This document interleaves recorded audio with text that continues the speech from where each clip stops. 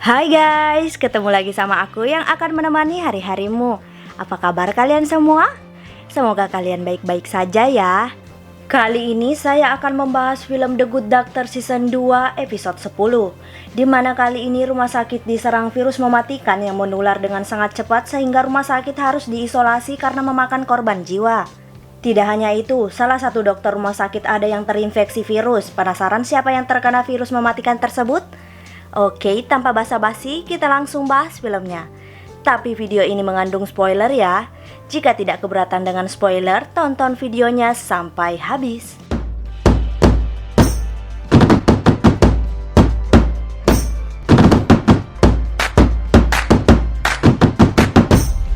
Film diawali dengan diperlihatkannya Dr. Melendez yang bangun dari tidurnya bersama dengan Dr. Lim. Mereka berdua menyalahkan Dr. Andrews karena membuat mereka stres dan memutuskan tidur bersama. Namun mereka berdua sepakat jika tidak akan tidur bersama lagi karena akan mengganggu pekerjaan mereka. Dr. Lim pun pergi meninggalkan Dr. Melendez untuk pergi ke rumah sakit. Lalu kita diperlihatkan Dr. Murphy dan Dr. Lim sedang berjaga di ruang UGD.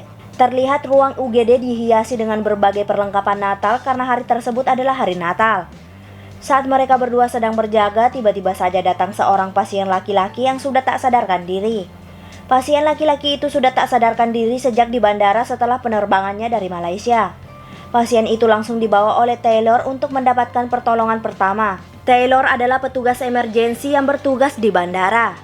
Namun tiba-tiba datang lagi seorang pasien wanita yang bernama Southam yang mengalami sesak pada dadanya dan terlihat sangat lemas.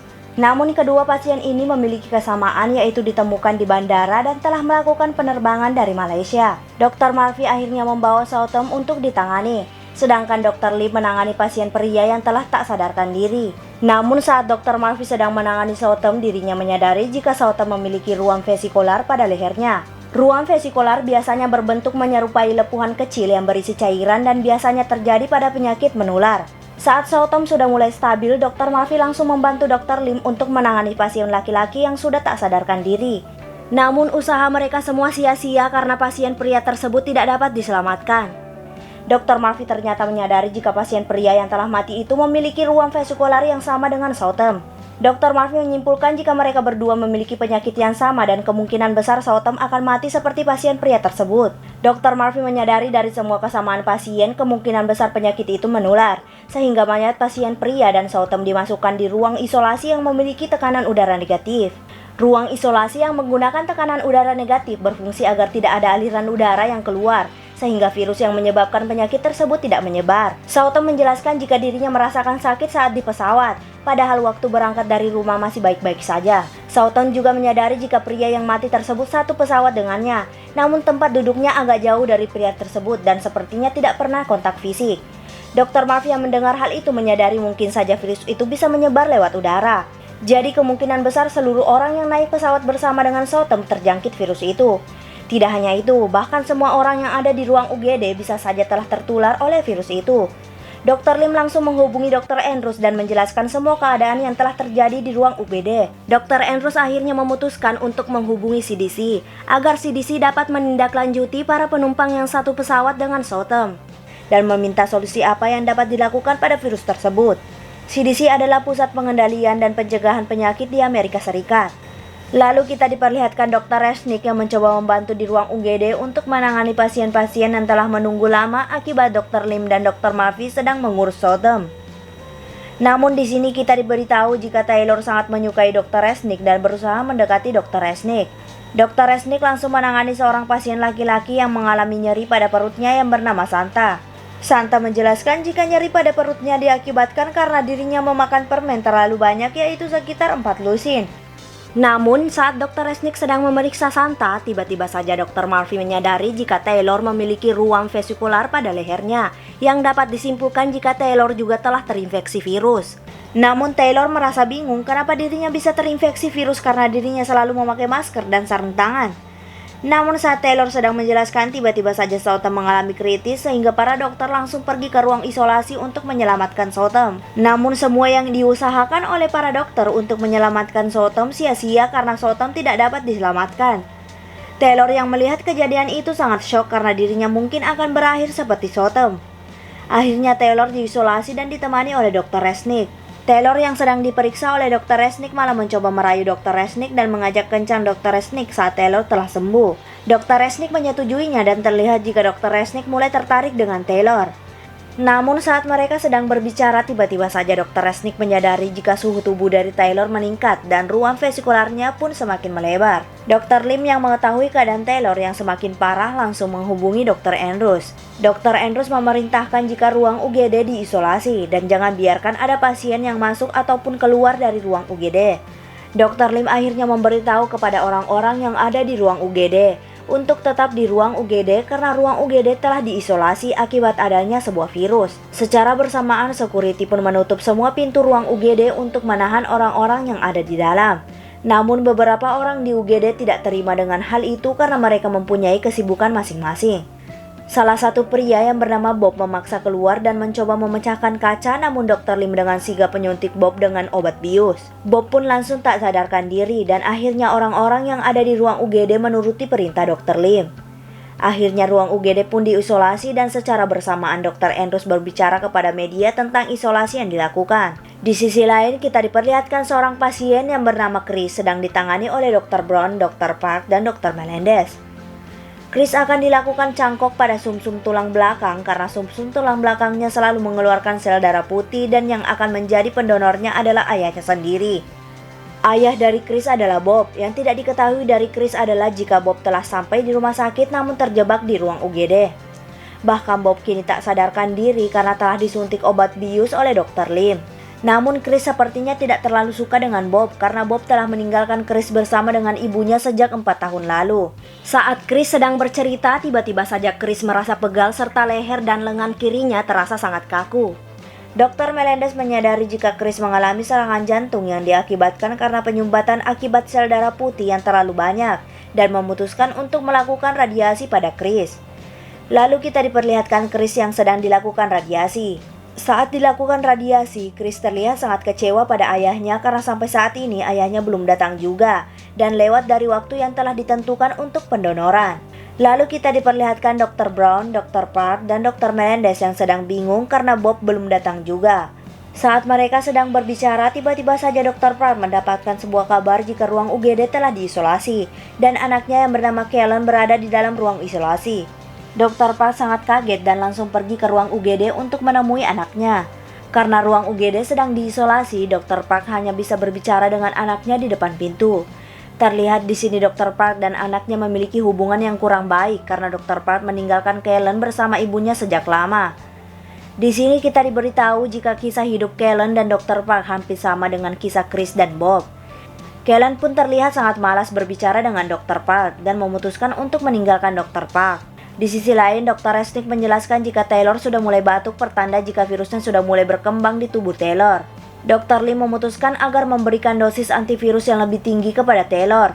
Walaupun sebenarnya obat antivirus ini sudah diberikan kepada Southam, namun Southam tetap mati. Saat Dr. Lim dan Dr. Resnick berbicara, tiba-tiba saja Dr. Murphy datang mengatakan jika Santa mengalami penyumbatan pada usus besar dan harus dilakukan pembedahan secepatnya. Namun karena mereka berada di ruang UGD sehingga pembedahan tidak bisa dilakukan dan mencari cara menyumbat usus dari Santa tanpa pembedahan. Dr. Murphy mencoba menganalisa namun Dr. Murphy buntu karena dirinya merasa terganggu dengan bunyi lampu yang rusak.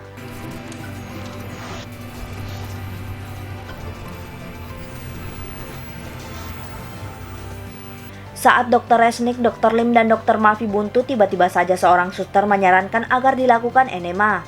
Enema adalah pemasukan cairan ke dalam usus besar melalui anus agar penyumbatannya dapat terurai. Dr. Lim dan Dr. Murphy pun melakukan enema pada Santa.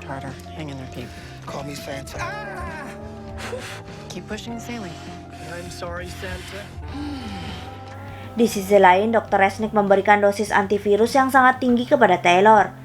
Taylor terlihat makin parah. Dr. Resnick mencoba menghiburnya dengan merencanakan acara kencan yang akan mereka lakukan setelah Taylor sembuh.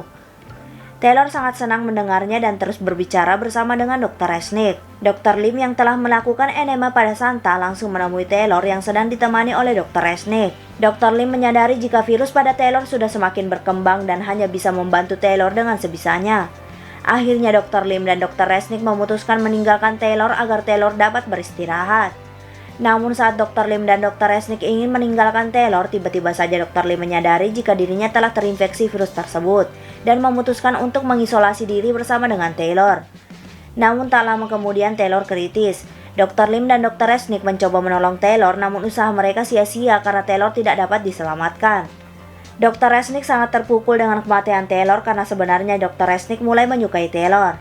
Di sisi lain ternyata HP dari Bob berbunyi dan langsung diangkat oleh Dr. Murphy. Ternyata yang menghubunginya adalah Dr. Brown yang ingin menanyakan keberadaan Bob karena pencangkokan sumsum tulang belakang pada anaknya harus segera dilakukan. Tentu Dr. Brown sangat kaget mengetahui jika Bob tidak bisa mendonorkan sumsum tulang belakangnya karena sedang diisolasi. Lalu kita diperlihatkan Dr. Melendez dan Dr. Brown memberitahu kepada Chris bahwa Bob telah ada di rumah sakit namun sedang terjebak di dalam ruang isolasi. Chris yang mendengar hal itu sangat senang karena ayahnya ternyata masih peduli dengan dirinya. Chris yang sudah mulai lemas dan lega karena ayahnya peduli dengan dirinya memutuskan untuk menandatangani surat pernyataan DNR. DNR adalah surat yang meminta agar pasien tidak diberikan pertolongan CPR saat nafasnya terhenti, namun tetap diberikan perawatan pada penyakitnya sebelum pasien mati. CPR adalah tindakan pertolongan pertama pada orang yang nafasnya terhenti karena sebab-sebab tertentu. Dr. Melendez awalnya menolak hal itu, namun karena Chris memaksa, akhirnya Dr. Melendez menyetujuinya. Lalu kita diperlihatkan Dr. Melendez dan Dr. Brown yang sangat bingung karena Chris harus cangkok sumsum tulang belakang sebelum Chris nafasnya terhenti karena telah menandatangani DNR. Dr. Brown akhirnya mendapatkan ide agar ruang isolasinya diperbesar dengan menambah satu ruang lagi untuk melakukan cangkok pada Chris. Jadi Chris tidak perlu ke ruang UGD karena sangat berbahaya bagi Chris yang sedang sakit dan mempunyai daya imun lemah, dan Bob tidak perlu keluar dari ruang UGD karena ditakutkannya akan menyebarkan virus. Namun secara bersamaan Chris berhenti bernafas sehingga Dr. Brown dan Dr. Melendez langsung ke ruangan Chris. Mereka berdua hanya bisa terdiam melihat Chris akan mati. Namun Dr. Melendez tidak menerima hal itu dan langsung menyelamatkan Chris dengan diberikan pertolongan CPR. Awalnya Dr. Brown menolak yang dilakukan oleh Dr. Melendez karena itu adalah sebuah pemaksaan karena pasien telah menyetujui DNR. Namun karena Dr. Melendez terus menyelamatkan Chris, akhirnya Dr. Brown membantu Dr. Melendez untuk menyelamatkan Chris. Di sisi lain kita diperlihatkan Santa yang merasakan sakit lagi pada perutnya setelah dilakukan enema. Tiba-tiba Santa muntah dan mengenai pria di depannya yang bernama Diabetic. Dr. Murphy langsung memeriksa keadaan Santa dan ternyata usus besarnya kembali tersumbat dan harus benar-benar dioperasi. Dr. Murphy akhirnya memutuskan untuk melakukan operasi di ruang UGD dengan alat seadanya. Operasi pada Santa dilakukan oleh Dr. Resnick dan Dr. Murphy serta diarahkan oleh Dr. Lim yang ada di ruang isolasi. Santa akhirnya dilakukan operasi, namun saat di tengah-tengah operasi dan usus dari Santa sedang diperbaiki, tiba-tiba saja salah satu suster mengatakan jika diabetik tak sadarkan diri. Dr. Lim akhirnya memutuskan agar Dr. Murphy membantu suster tersebut dan meninggalkan Dr. Resnick melakukan operasi sendiri pada Santa. Dr. Murphy langsung memeriksa Diabetic dan menyadari jika Diabetic mengalami hipogliksemia. Hipogliksemia adalah seseorang yang memiliki gula darah rendah. Namun tiba-tiba saja Kellen sesak nafas dan batuk-batuk karena Kellen sebenarnya memiliki penyakit asma. Namun orang-orang yang ada di sana panik dan mengira jika Diabetic telah tertular virus mematikan akibat terkena muntah Santa dan menularkannya pada Kellen. Dr. Murphy yang mendengar suara orang-orang yang panik ditambah lagi suara lampu yang rusak serta Diabetic dan Kellen yang harus ditolong mulai kacau. Dr. Murphy tidak bisa mengendalikan dirinya dan akhirnya terjatuh sambil menutup telinganya.